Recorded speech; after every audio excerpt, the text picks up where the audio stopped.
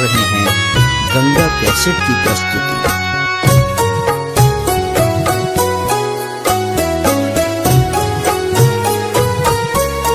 अरे हमरा सबर अपराध भेल है जननी, अपराध भेल है जननी, क्षमा करू मोर अपराध।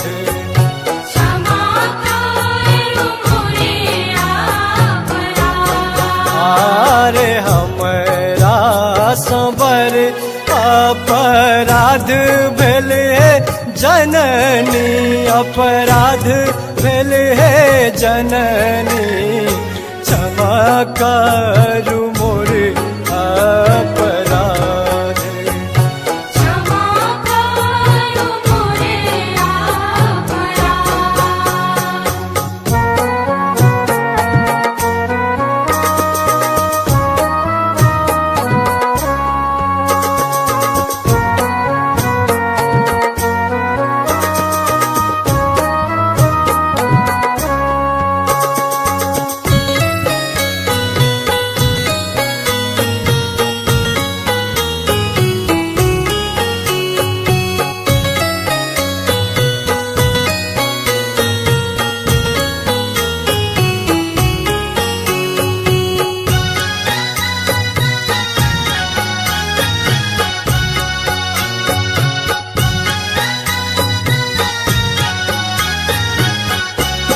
अरे गंगा निकट सोमा माटी कोरी लायब, माटी कोरी लायब, मैया के प्रिय बनब।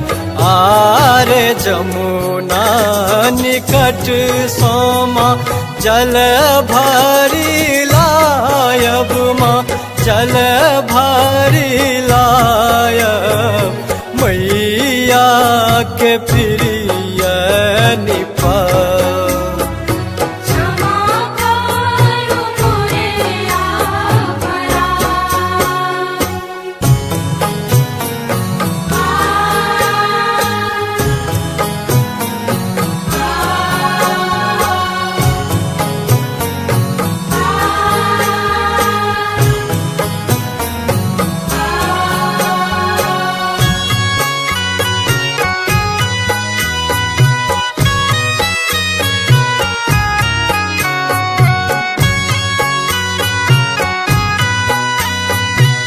आप सुन रहे हैं गंगा कैसेट की प्रस्तुति।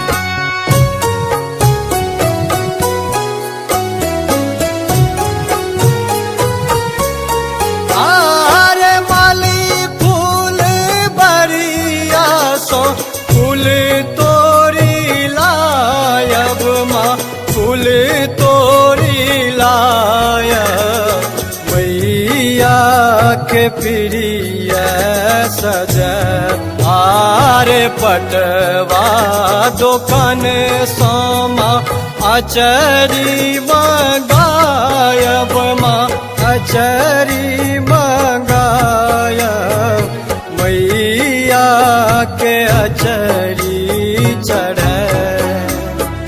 क्षमा करू मोरे अपराध।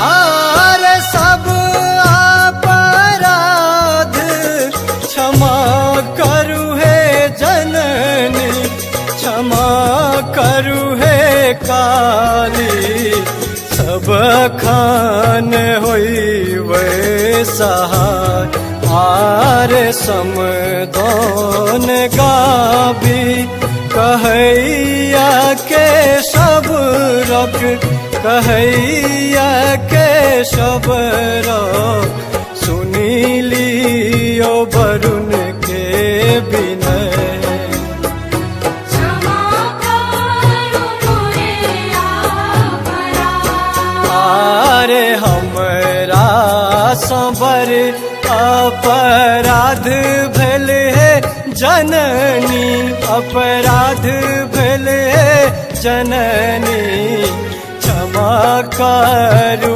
मोरे अपराध क्षमा करो मोरे अपराध आरे हमरा संबर अपराध भेल है जननी अपराध भेल है जननी क्षमा करू